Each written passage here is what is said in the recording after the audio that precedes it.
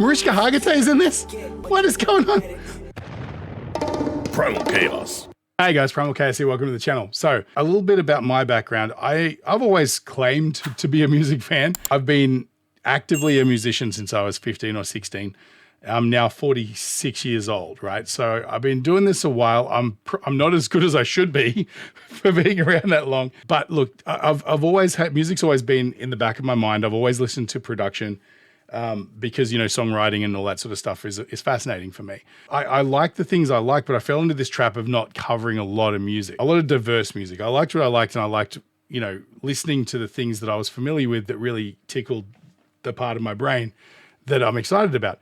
It would be remiss of me to cover things like BTS and Stray Kids and Blackpink and stuff like that without looking at Western pop music that's of relatively the same standard. They're the artists that I look at and go, oh my God, these guys are sort of pushing the limits of traditional pop music. It's clearly working because these artists aren't talking about hundreds of millions of views. They're talking about billions of views on a video and stuff. And if I didn't cover somebody like Taylor Swift, it just wouldn't make sense. And, you know, I mean, we've all heard her songs. This isn't going to be, I don't know Bad Blood by name, but I'm certain once it starts playing, I will recognize it. You can't live in Western society, even somewhere as remote as Australia, where our music scene is very kind of, it's not as diverse as it could be.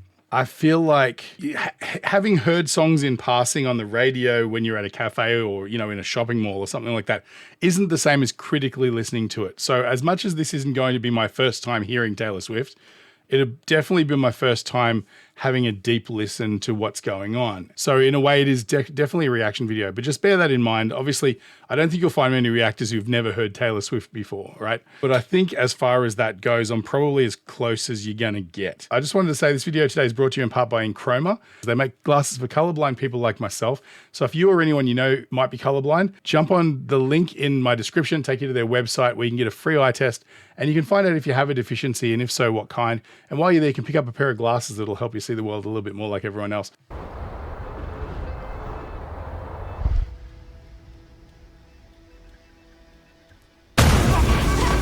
Okay.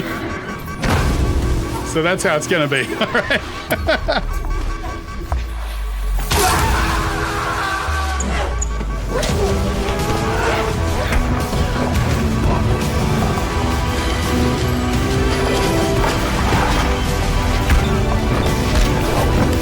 Oh, the music's very cinematic.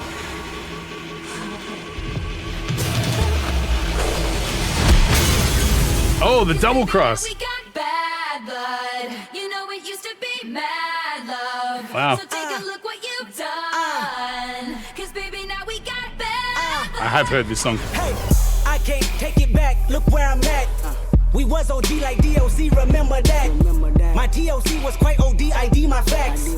Now POV of you and me, similar Iraq. I don't hate you, but I hate to critique, overrate you. These beats of a dark can't use bass lines to replace you. Take time and erase you. Love don't hear no more, no, I don't fear no more. But yet respect ain't quite sincere no more. Oh, it's so sad to think about the good side. Okay, it's a free chorus.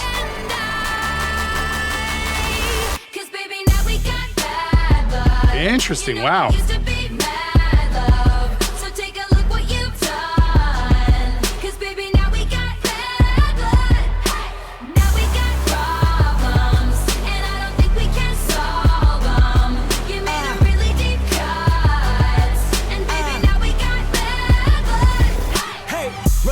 You tried to write me off. Okay, wow. All right, so I just want to stop it there. I want to talk a little bit about structure.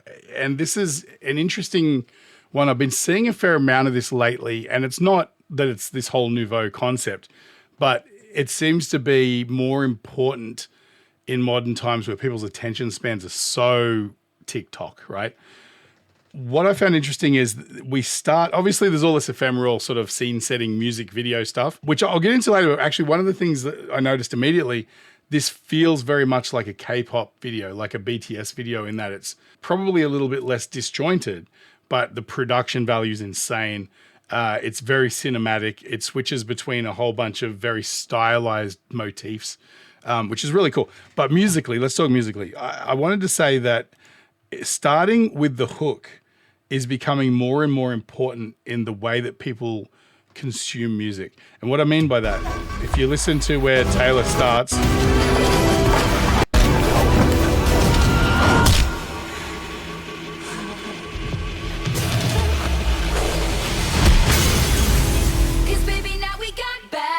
this is the chorus hook, right? It used to be mad love. So take a look what you've done. Cause baby, now we got bad blood. Hey, I can't. And then your verses are Kendrick, right? So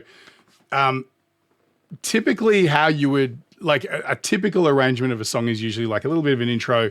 You have your first verse, sometimes a pre-chorus, which builds to lead to the chorus, which is usually a big explosive moment in the song. And then you'll usually drop back. Sometimes it'll be a half chorus, like you're not giving the whole thing away at the start. It'll then drop back into sort of like another, maybe a little interlude for a bar or two, then the second verse. And then that'll build up to your pre-chorus or directly into the chorus.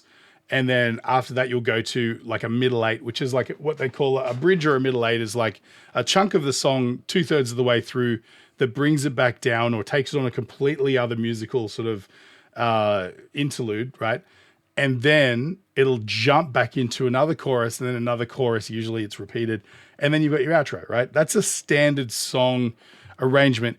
These are really broad strokes, right? No, there's no such thing as standard. Every song's different, but there's definitely formulas. And the problem with doing it that way is if you think about it, you've got your intro, which can go for a long intro or maybe it's a short intro. Then you've got an entire verse, sometimes two verses, one after the other, and then you've got a pre-chorus, and then finally the payoff is there, and that's the chorus. And the chorus is typically the part of the song everyone knows the words to. It's the anthemic moment that everybody sings along to in the crowd, right?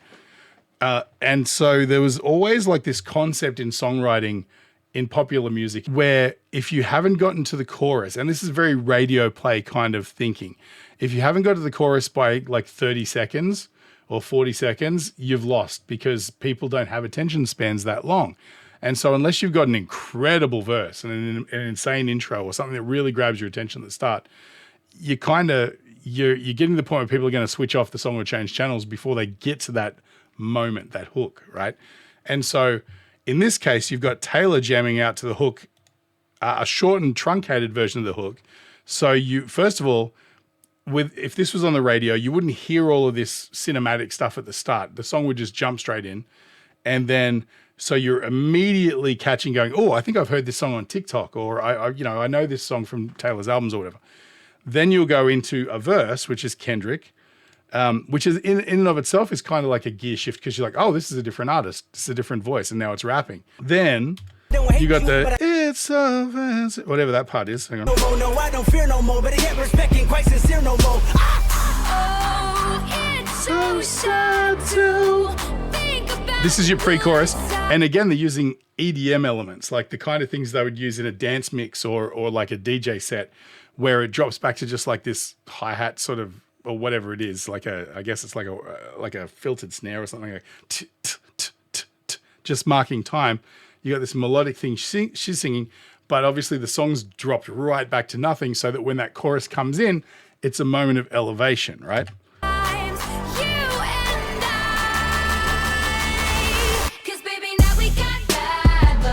And so the beat drops for the first few beats of her chorus vocal as well.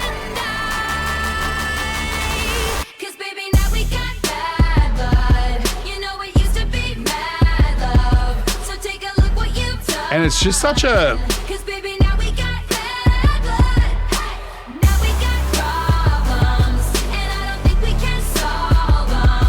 The first half of the chorus, or the first chorus run through, is really limited. It's very...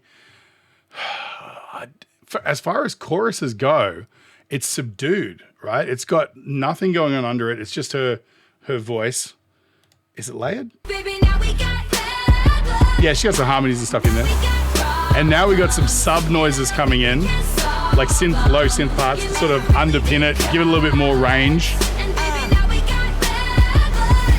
Hey, remember when you tried to write me off? Remember when you thought I'd take a loss? Don't Don't you remember? You thought that I would need you. Nice Follow rhythm. procedure. Remember? Oh wait, you got amnesia. It was my season for battle wounds, battle scars, body bump, bruise. Come on. In the back, brimstone fire jumping through. Still love my life. I got money and power, and you gotta live with the bad blood now. Was that Hayley Williams? Am I crazy? I don't know. Anyway, look, that rap was remarkable. Like, I don't know much about Kendrick, but I know Kendrick is one of the guys who people refer to as the GOAT. He's on a whole other level. But what's interesting is his rhythmic choices through here. See, with a hip hop beat like this, it's pretty straight, right? It's just, so you could rap to the beat and it would suck, right? That's where rap originated. If you go back and listen to rap in the 70s, it was very on the beat. There was really no groove to it. If there was any groove, it would usually be a bass line or something. Everybody was rapping on the beat, right? And that's just not going to fly these days. So what you would do is you'd hang back into the groove and you'd sort of have like a different flow. But if you listen to his choices, he's moving his rhythm all over the place. To write me off. Remember when you thought I'd take a loss? Don't you remember? You thought that I he's would like, need you. Follow procedure. Remember? Oh wait, you got amnesia. It was my season for battle wounds, battle scars, body bump, bruise. It just makes you move like this, right? It's, Jumping through. Still love my life. I got money and power, and you gotta live with the bad blood now. Oh, it's so sad to think about the good times. You and definitely more in this pre-chorus. Cause baby, now we got bad blood. You know it used to be mad love. So take a look what you've done. Cause baby, now we got bad blood. Now we got problems, and I don't think we can solve them. You made a really deep cut, and baby, now we got bad blood. Band-Aids don't Everybody's in this. holes. You say sorry just Okay, here's the bridge I was talking about. like that. You live with ghosts. Mariska Hargitay's in this? What is going on? Band-Aids don't fix bullet holes. You say sorry just for show. If you live like that, you live with ghosts. That's, name's escaping me. You love like that, blood runs. Cause baby, now we got bad blood. You know it used to be mad love. So take a look what you've done. Cause baby, now we got bad blood. Now we got problems, and I don't think we can solve them. You made a really deep cut. Ah, Selena Gomez, right? Baby, now we got bad blood. Now we got bad blood. You know it used to be mad love. So take a look what you've done. Rihanna, maybe? Now we got bad blood. Now we got problems, and I don't think we can solve them. You made a really deep cut, and baby, now we got bad blood. Dude. Glad they spent $7 on this music video. But again, as I was saying in the beginning, what's really striking to me, and again, this is my ignorance of Western pop, but what I've been experiencing lately, and one of the things I keep calling out with artists like BTS and Stray Kids and stuff like that have these insane budgets, is that their music videos sort of go beyond cinematic. And when you think about the logistics behind putting together something like this, man, every time I look at somebody, I see another face I recognize. When you, the work that goes into something like this behind the scenes, and so much of it is practical and on sets and not done, you know, I hate to use the word cheaply to describe CGI, like green screen and things like that. And don't get me wrong, there's plenty of that in this music video. But, you know, there's this sort of sense of pride, I think, that people are getting now from going back to old school and really pushing the limits with what a music video can be.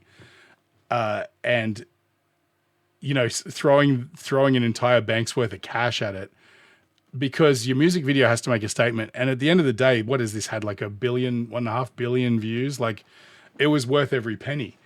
And I mean, obviously a lot of that's the draw card of Taylor Swift, but you know, if she was putting out music videos that were, you know, of the same standard as your local metal band, you know, then it's not going to be, it's not going to garner the attention that something like her world tour would, you know, suggest is what's necessary, right? I mean, was it the biggest tour of all time? Whatever. I mean, I've seen footage of people in the movie theaters jamming out to it, and it's mind-boggling the reach that Taylor has, right? So, but yeah, like musically, I love the fact that when we get to that middle eight, Just for show with ghosts. it really drops back down again. Band-aids don't fix bullet holes. You say sorry just for show. It's beautifully melodic too. You live with ghosts. You forget, but you never let it go. Band-aids don't fix bullet holes. You say sorry just for show. If you live like that, you live with ghosts. It still If you love builds. like that, blood run, 'cause baby, Boom. And again, like I was saying, the chorus is subdued compared to what you'd expect from a massive pop chorus, like something like NSYNC would do back in the day, right? Or Backstreet Boys. However, if you listen to this one, blood run, 'cause baby, you've got so much more energy in the low end. Let's see. Thought I'd take a loss, don't you remember? Yeah, okay, so versus this chorus, right? 'cause baby, now we got bad blood. You know it used to be mad. It's much more stilted and staccato in the bass. 'Cause baby, now And then we go back to this middle eight. blood run, 'cause baby, now we got Boom. Now it's massive. used to be mad love. So take a look what you The song's a masterclass in production, like pop production. There's no two ways about it. It really is. And I mean, again, if you've got the world's best people helping you produce it or writing it or whatever it is the case may be with these. I know Taylor writes her own material and stuff, but you know, typically these things are done when a label is spending as much money as they are on something like this, or in this case, maybe Taylor herself, you don't leave things to chance, right? You want to release it knowing it's going to be a top 10 hit. I mean, I guess Taylor's reached this critical mass where that's not as much of a concern anymore. Almost anything she releases is going to chart.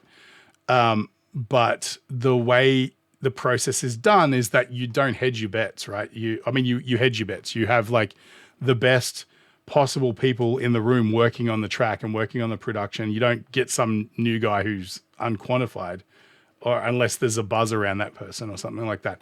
If you want a top 10 hit in the 2000s, you would hire Max Martin and you'd get it. It's as simple as that. Certain people have the ability to do that. But like talking about Taylor, look, she's an amazing talent. She's a visionary. She knows what she wants. She knows how to leverage her fame for the maximum possible output. You know, like this tour. And again, I haven't seen anything from the tour. I've seen the kind of shows and a few clips on TikTok and things like that. But it's on a level that's unprecedented, you know? And so you don't get to that level if you're kind of umming and ahhing and leaving it up to other people to sort of help you. What it is it's the drive and determination of the individual and her team that are pushing the limits and making her who she is. And she's a great singer. She's a great talent, a great songwriter. I mean, you know, from listening to early stuff back in the day when she was country, there was always that pop country element where the songs were always very catchy. Even if they were within genre, they were still very... they had a lot of transference. Like you could like it even if you weren't strictly a country fan, you know, things like that. But now it seems like it's just pure pop, but she's maintained that whole concept of keeping it simple, keeping it classic. The songs don't really age that much. I can't see this song aging out of being, you know, well produced and sounding great because it's just classically written. There's not that much like stylistic stuff in there.